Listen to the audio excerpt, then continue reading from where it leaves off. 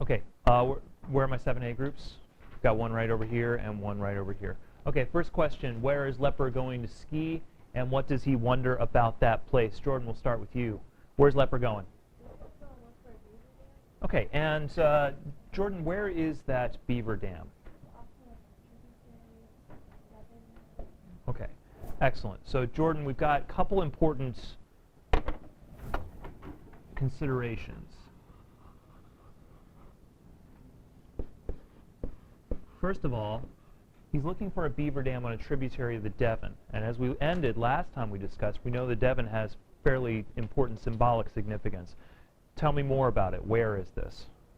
Not only is it on a tributary to the Devon, but where does he have to ski in order to get to it? Anybody know where I'm going with this one?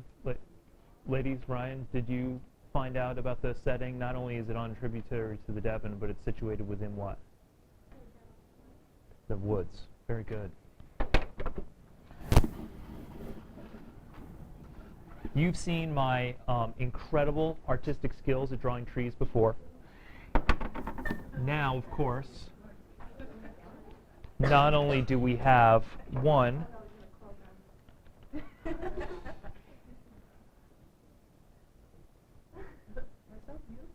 you think so? I appreciate it. Yeah. Now it just looks like nonsense. It kind of looks like a atomic mushroom cloud, but you get the point. All right, Jordan, where's Leper standing? Yeah. Very good. So we've got this hill sloping down to here, and we have Leper. Once again, my fabulous stick figures. And Leper is wondering something. What's he wondering?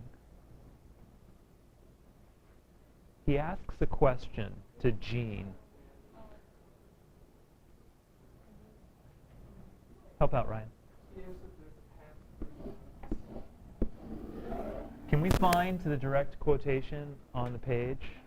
Maddie, are you there? Yeah. What you got? On 94, it's like a middle on the page. He said, "Do you think there's a path through those woods?" He asked him if Mom Detective was behind that man.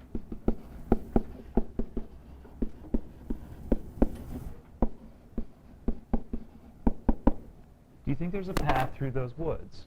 Excellent. How does Leper's destination compare and contrast with other settings in the novel?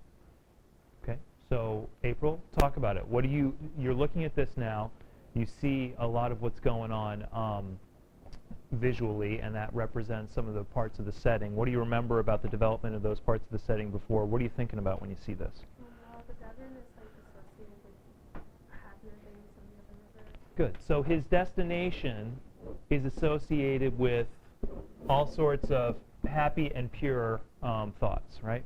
Good. What else? Well, it's isolated, like no one goes there. True. So it is separate. Do you remember what happened to Leper when the winter session began? He was no longer living in the dorms. Why not? Because he enlisted. Not yet. When the winter session began, summer's over, Finney's gone, the winter session begins. Why is Leper not in the dorm across the hall from Jean anymore? Sorry, I got you on something you weren't prepared for. Cassie, back her up. Didn't he get moved because of someone higher up than him moved into his room? Right, Brinker moved into his room. Yeah. Cassie, do you remember where he got moved? It was like some small place.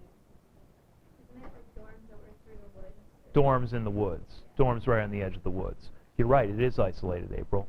And he has emphasized that isolation before. When we throw Leper out to isolate him, where did he throw him? By the woods. So good. You've got some isolation here. April, what else are you thinking of when you think of my lovely smartboard? What else are you thinking of when you think of trees?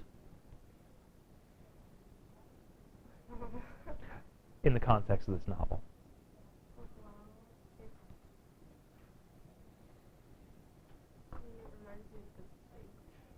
Very good. And do you remember how the big tree was initially discussed how it was described? How did Gene feel looking at it when Gene was a kid? Not when he was an adult, not in the current time, but flashback. Gene's a boy looking at this tree. How's the tree make him feel? Like, It's okay. Yeah, look in your book. Tell you what, April, find in chapter 1 the initial description of the tree. Ryan, give us some general ideas, and then April will back it up with quotations. It makes me feel like small and intimidating because it's so big, and he looks at the big kids, and he wants to be like them, but it's just so big and scary. Very good. April, what you got? So the tree was tremendous, and I raised scaly black steeple beside the river. I was scared until I climbed it, but how was it? No one but Phineas could think of such a crazy idea. Perfect. It's intimidating. It causes fear. Makes him afraid. So look at what we've done. Or I should say, look at what Knowles has done.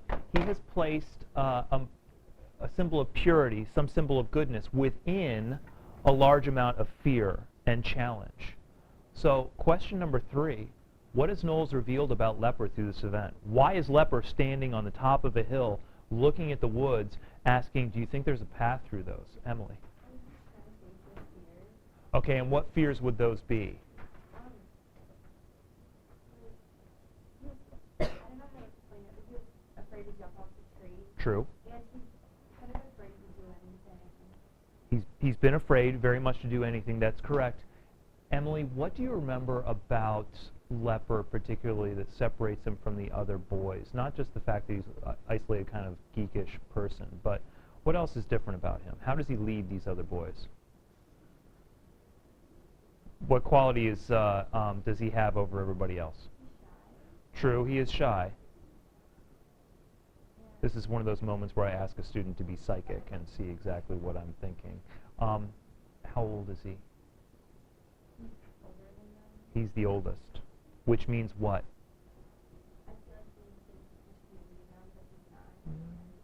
Not necessarily. Think more simply, Emily. What is this novel about? Going to war. If Leper's the oldest, what does that mean? First. He's the one that will go first. You talk about him confronting his fears. That's excellent. What fear is he confronting? Yeah, jumping out of the tree? Sure. But remember that this is about war. Leper's the oldest. That means that Leper will be the first person to enter into this challenge and try to make it out through the other side. And we see that in chapter 9 when he does actually enlist. But here we have a moment of strong symbolism that is a boy standing on top of this hill wondering if he'll be able to make it through, facing that fear of war. And of course, it's the meekest of all the boys who must do that at first.